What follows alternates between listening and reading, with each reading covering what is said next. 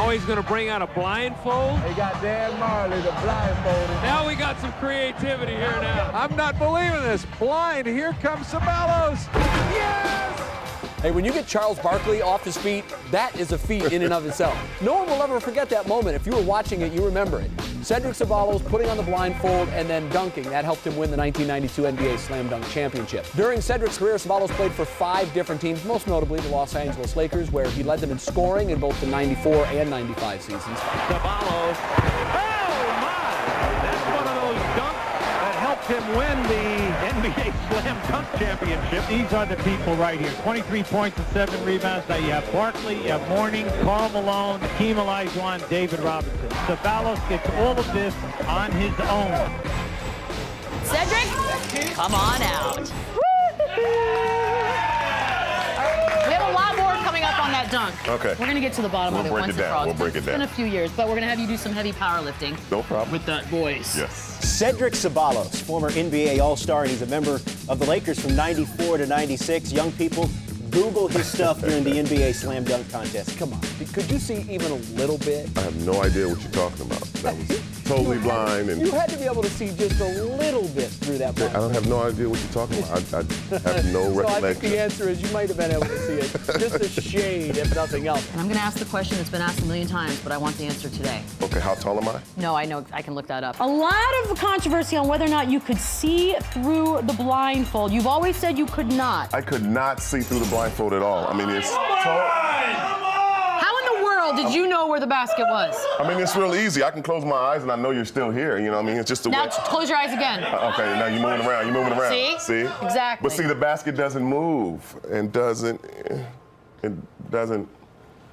I believe him, you guys. I actually do, and I'm the most cynical person here. You couldn't see through the blindfold. Just gotta win one game. Yeah.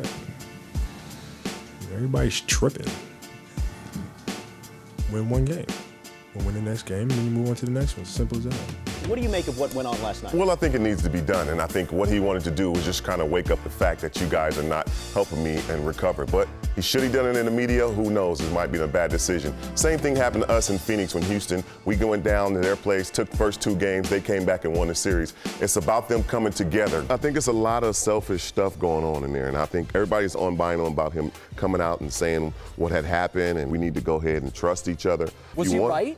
I think he's right, but Shannon Brown's not playing like he's supposed to be. You brought Matt Barnes in, and he's not playing like he's supposed to be. It could be a great way for them to go, hey, let's pay attention on what's going on, because everybody's going to be asking us. Obviously, practice today is going to be more media, and they're going to be talking about, hey, why don't you guys trust each other?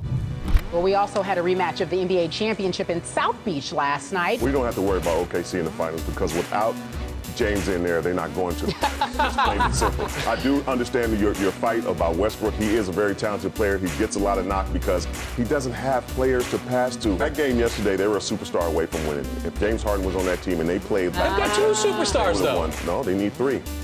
They need 3 because Miami has 3. Now they have 4. Ray didn't play up to his ability, but they have 4. So they need that person at that particular time to play between 12 and 20 minutes like a superstar, and they needed somebody, and Kevin wasn't that guy. Power rankings today, all about awesome dunkers. I kind of figured you knew what we're going to be talking about here. So let's do this.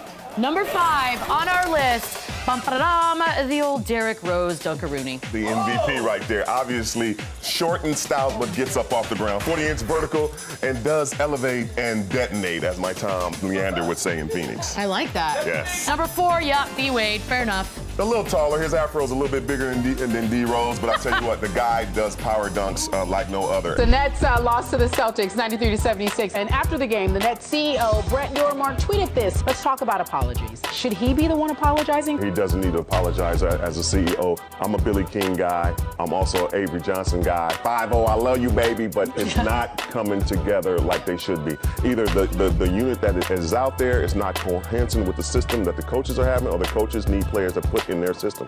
I don't know which one it is, but it's not going right. I mean, it just seems like D. Will's your turn. Now Joe Johnson is your turn. It's just going back and forth. It doesn't get any system. Their system does not coincide from what they're doing as players. So I don't know if it's the coaching staff or it's the GM side who's putting these players and say, hey, you must play them. I'm not really sure. I haven't been in the front office yet.